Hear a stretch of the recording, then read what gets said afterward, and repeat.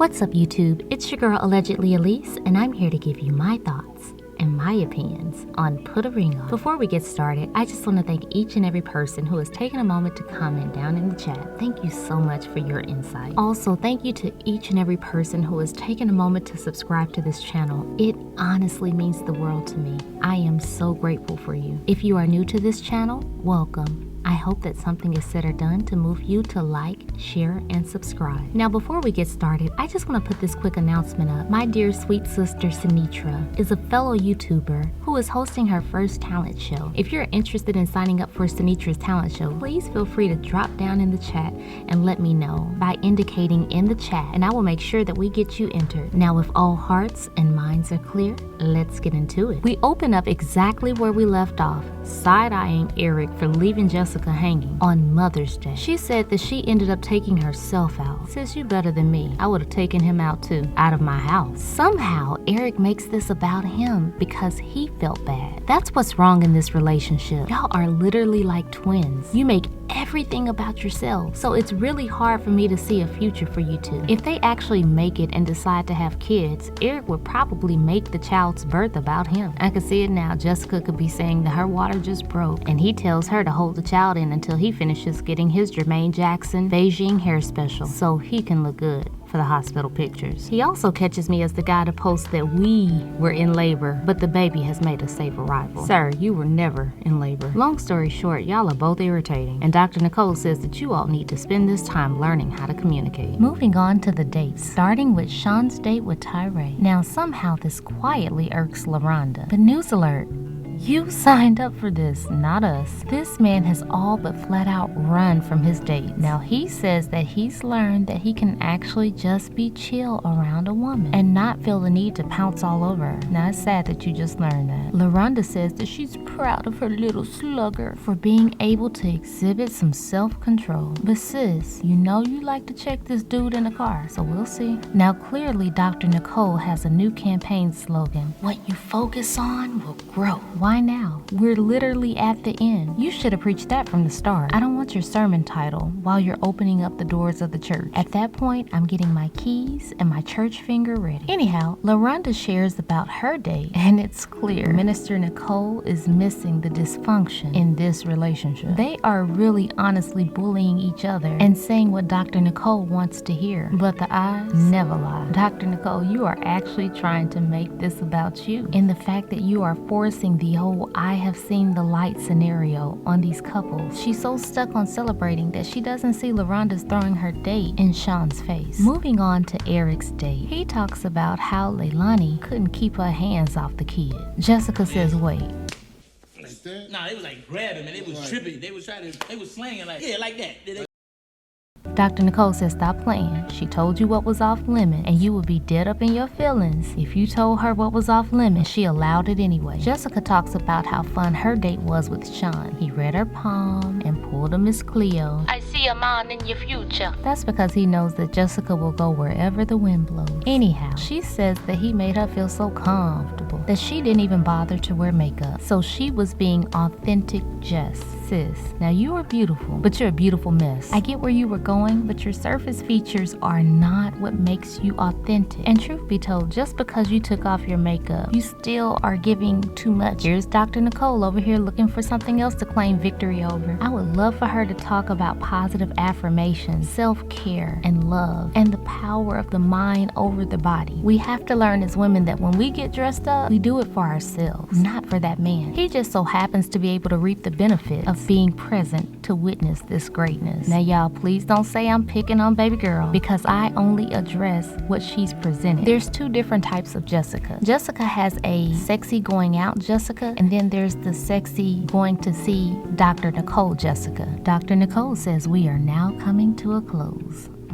You know, kind of like what Kai should have done around Darian. After careful consideration, Sean says that he's good. However, LaRonda is still keeping her options open and wants another date with Derek. You can see how this slaps Sean in the face. Again, it's clear that they plan out what they will say, and Miss LaRonda clearly went off script on Sean. Now, I may be tripping, but it's so clear that LaRonda does what she wants in this relationship, knowing he has abandonment issues, so he's not going anywhere. I also think it's because she holds the provider title. Sean, baby, Grubhub your way out, Uber your way out, but you seriously need to get a side hustle, or maybe a main hustle, depending on what your current hustle looks like. Anyhow, you need a hustle so that you can level the playing field, poo-poo. Jessica says that she wants a 4th date with Sean, to which Eric says at this point, it's like feelings are being established. And the look on Jessica's face says it all. Now, you don't like when people are mean to you, but baby, you wear your mean girl crown proudly.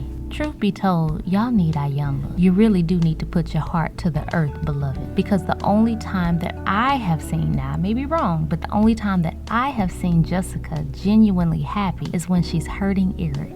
And the toxic wheels on the bus continue to go round and round. When Eric says that he wants another date with Layla, how do you all stay in this madness? Because it doesn't feel like y'all even like each other. This week's assignment is to understand how their family dynamics play a role in their relationship. Now on the ride home, Eric tries to make small talk with Jessica about the session with Dr. Nicole. He says the big thing was Darian, to which Jess says, in her eyes, there's just no coming back. Wait, what? I'm confused now for real, because didn't you entertain someone else in your DM, like another professional athlete? Oh, so you must think emotional cheating doesn't count. Jess, you really do need to tread lightly, because I actually don't see much of a difference between you and old Darian. Y'all need to focus on yourselves. Now, Eric continues to push this heavy rock called light conversation along by asking Jessica's desire to go on another date with Sean. I just feel like I can be me. Jessica, sis, Dr. Nicole should have stopped you. But if you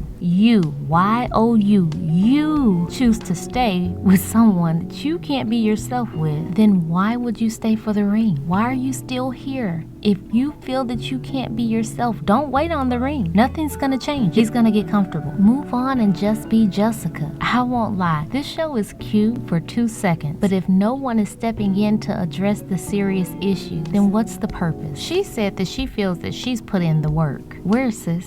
Where? In trying to upset him? Eric actually brings up a valid question about if there's something that they need to work on. And if you think any type of sensible response was given, you're wrong. Jessica says she doesn't know because they're too wishy-washy. I really wish you use your words like you use that phone. You seem to know how to put words in there. Eric says in his interview, speak for yourself, Pooh. If you can't see it, then clearly you need glasses. Over with Sean and LaRonda, we find out that most of Sean's issues stem from issues with his father. He says that while he loves his dad, his father chose the bottle over him. LaRonda says, well, my daddy means the world to me. Sis, that was a bit cold. Now, my daddy meant the world to me too. He's now passed on. But I would never even begin to phrase a statement like that when someone's talking about the pain that their parent has caused them. You don't always have to have a response to every situation, LaRonda. She goes as far as to make an ultimatum about them not getting married if he doesn't do some form of reconciliation. You haven't experienced his trauma for yourself, so that's a bit selfish. Across town, Eric meets up with Layla at the Salt Room. Child, I bet you $1 and a pack of grape Kool-Aid that this is gonna drive Jessica crazy. In her interview, Layla said things are gonna get heated. Oh, baby. Just wait until Jess hears about this. Think volcanic eruption. Now, as they get closer in this salt room, Eric shares that this process has really taught him about his relationship, what he wants, what he needs to work on, and how to address temptation. Looks like you went to sleep during the temptation lesson. Bueller. Because your hands and face are starting to disappear. Across town, Derek and LaRonda meet up in the park for boxing. When Derek finishes his shadow boxing, they sit, and Derek wants to know, do you know who you're going with? Do you like the things that I have shown you? So what are you gonna do? As LaRonda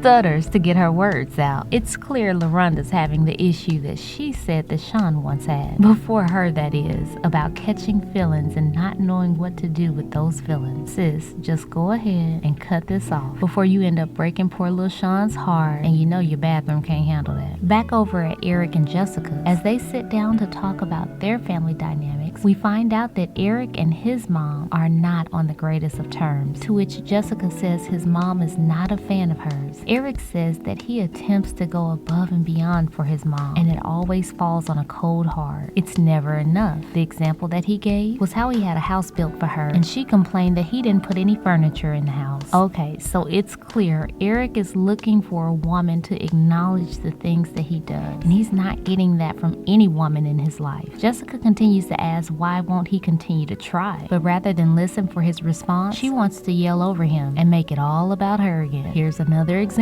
of what Dr. Nicole should have been focusing on. Pushing someone with trauma never works out, and it actually could traumatize them even more. Then Jessica explains her reasons for the push. Now I can respect this because she said it in a calmer tone, and it's just a simple conversation of her actually getting deeper into her feelings. She states that with her being adopted, she feels grateful for the fact that her aunt stepped in and saved her. So family is everything. Now see, I could open up a few questions about if she's pushed to reconnect with her mom, but it's pointless because it really would fall on deaf ears when it comes to Jessica. And to my point, it would probably traumatize her even more. For some reason, within all of these couples, the partners are only seeing what they want to see at this point, and Dr. Nicole is not guiding them through this process to show them how to support without hurting, because we all come to the table with baggage. Jessica feels like nobody wants her because her mom put her up for adoption, and this explains a layer. And then she peels back another layer about why she was given up. Her grandparents didn't want any parts of Jessica, and her mother's profession was a lady of the night. Jessica says that this correlates to her job as a dancer because she feels that this was the hustle that was in her from birth. Jessica finally opens up her heart, which causes Eric to open his heart and say, let me step up and be the man that you need me to be. I really hope that you both put in the work, because this is the first genuine moment that I felt from these two as a couple, and it actually makes me hopeful. But I don't have a seat at their table. I'm actually sitting 2 seats behind Kai, and she's still blocking the path, standing over Darian and Alexia from what I heard. Speaking of, Jessica and LaRonda drop by to check on Alexia. She says that she's annoyed. She wants to know when numbers were exchanged, especially since Darian never owned up to exchanging phone numbers. She's also annoyed that that dirty dog continued to bury his bone after Kai announced her feelings to him. And of course, Alexia lets us know that Darian's been on his James Brown mixed with Boys to Men. Please, oh God, give him the reason he's down on bended knee.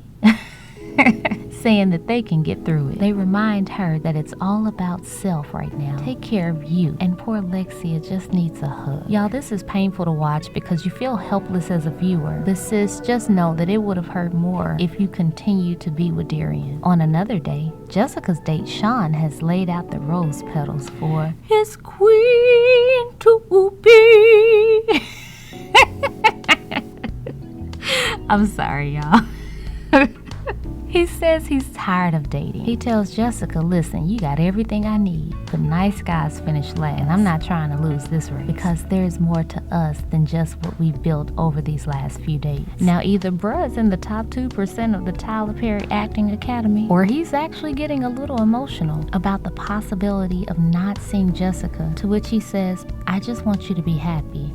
Aww. The couples meet back up with Dr. Nicole, and Jessica says that they came up with some ways for Eric to reach out to his mom. He decides that it may be best to write her a letter so he can say everything that he needs to say without interruption, judgment, or anger. Dr. Nicole thinks that this is a great idea. However, she also suggests setting some boundaries within that letter. Eric says that he will use this lesson to learn how to communicate better with Jessica. Dr. Nicole wants to discuss what impact Jessica's adoption may have on their relationship, and Eric speaks up to say it made her the woman that she is today, which is who he fell in love with. It was really a cute moment. For once, no one was trying to stick it to the other person. It really felt like teamwork between those two. She moves on to Sean and LaRonda. LaRonda says that her family is close, but Sean is close to certain people within his family. Now this time around, Dr. Nicole preached a sermon for the masses. Reconciliation and resolution are two totally different things. If you are placing your healing on reconciliation, you may struggle for the rest of your life because you can't force the other person that you're trying to reconcile with to the table. It takes one person to resolve and two people to reconcile. Preach. Now you can open the doors of the church, sis.